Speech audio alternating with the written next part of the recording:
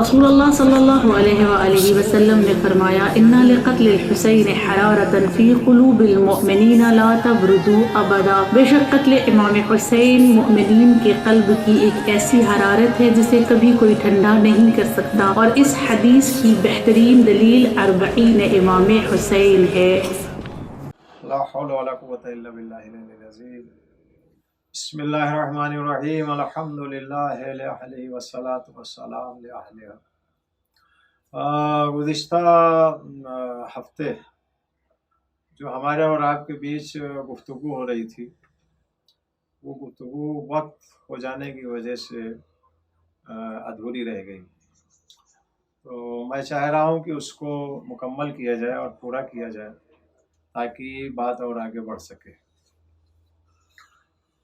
तो बात यहाँ पर पहुँची थी कि हम दोनों तरफ से देख रहे हैं कि जिम्मेदारियों को पूरा नहीं किया जा रहा है।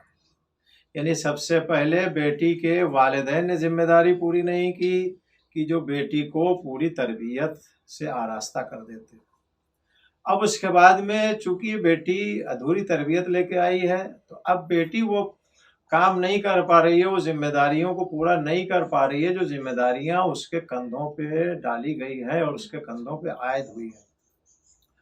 और इधर तीसरी तरफ शौहर के वालिदैन वो इस जिम्मेदारी को पूरा नहीं कर पा रहे हैं।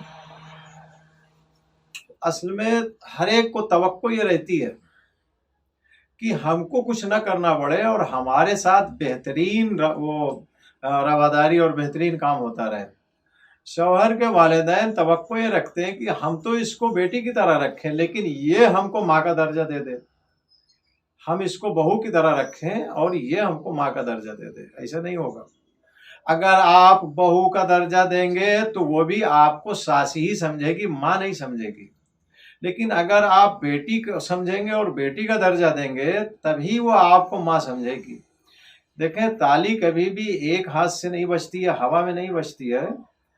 दोनों तरफैन की जिम्मेदारियां जब पूरी होती हैं तभी बात मुकम्मल होती है और बात बहुस्न खूबी आगे बढ़ती है। इसमें यह नहीं है कि बहू जो है अपने सारे किरदार को निभाती रहे और उन सास ससुर जो हैं, जो उसके शौहर के वालिदैन हैं, वो अपनी जिम्मेदारियों को पूरा न करें। मतलब दिन भर सिर्फ और सिर्फ बहू काम करे। अगर घर में बेटी है तो उससे काम नहीं कहा जाएगा। बहू किस लिए? अरे बहू आई है बहू के लिए, बहू आई है अपने शौहर के लिए, बहू आई है अपने शौहर के तय जिम्मेदारियों को पूरा करने के लिए। बहू इसलिए नहीं आई कि पूरे घर की काम की जिम्मेदारी उसके कंधों पर डाल दी जाए। घर में अगर बेटी और बहू दोनों है तो घर के उमूर की जिम्मेदारी दोनों के ऊपर बराबर से आयद होती है। ऐसा नहीं है कि बहू को आपने ज़्यादा काम दे दिया और या बहू से तवक्को ज़्यादा है कि बहू बहुत ज़्यादा काम करे, ये सारे काम जो है बहू अंजाम दे और बेटी जो है वो आराम करे। नहीं, ये आपकी बेटी भी कल किसी की बहू बनेगी। अगर आज आपने ये रवैया और ये दो आँखों से देखना शुरू कर दिया, एक तरफ तो बहू और दूसरी तरफ बेटी, सारा काम बहू करे और बेटी कुछ भी ना करे, तो इसका मतलब ये है कि आपकी बेटी जब दूसरे के घर में जाएगी तो वहां भी यही मुश्किल पेश आएगी जो आपके घर में मुश्किल पेश आ रही है। आप दोनों को बताएं, दोनों को बराबर से काम तकसीम करें। अगर आपकी दो बेटियां हैं तो काम 3 हिस्सों में तकसीम होना चाहिए। तो दोनों बेटियों का काम और बहू का काम। अगर एक बेटी और बहू है तो काम पूरे घर का जितने भी काम है, जिम्मेदारी है, उसको 2 हिस्सों में तकसीम होना चाहिए।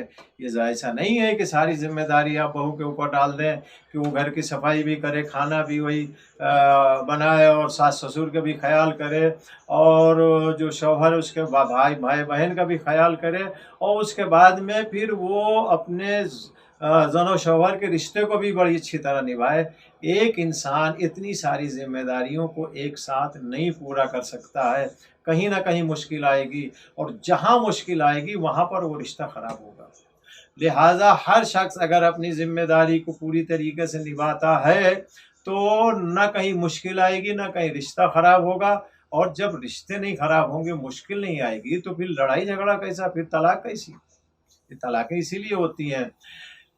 ज़ौजा ये कह रही है कि शौहर रिश्ता नहीं निभा रहा, शौहर ये कह रहा है कि ज़ौजन रिश्ता नहीं निभा रही है। मसलन शौहर की जिम्मेदारी क्या है?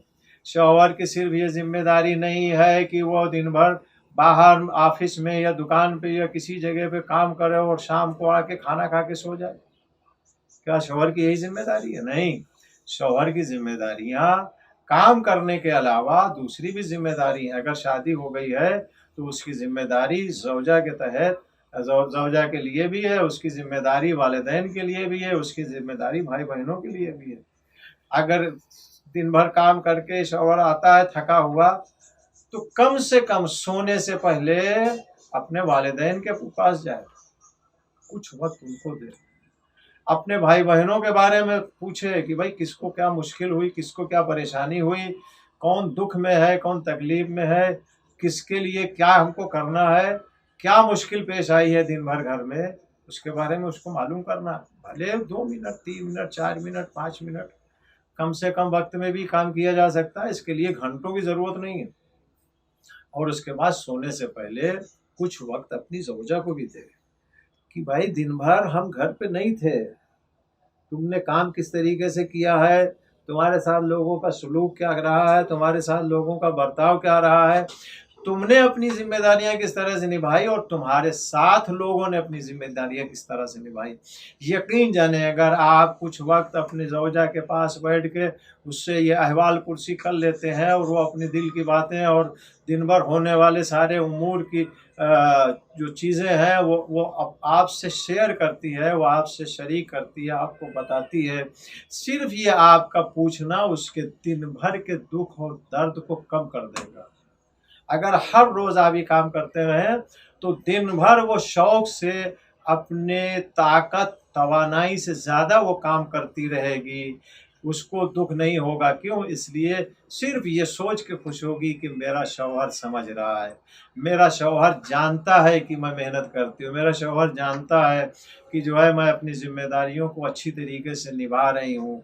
इसलिए वो काम ज़्यादा करने के बाद भी उसको तकलीफ नहीं होगी और दोनों के रिश्तों में जो है कोई मुश्किल पेश नहीं आएगी।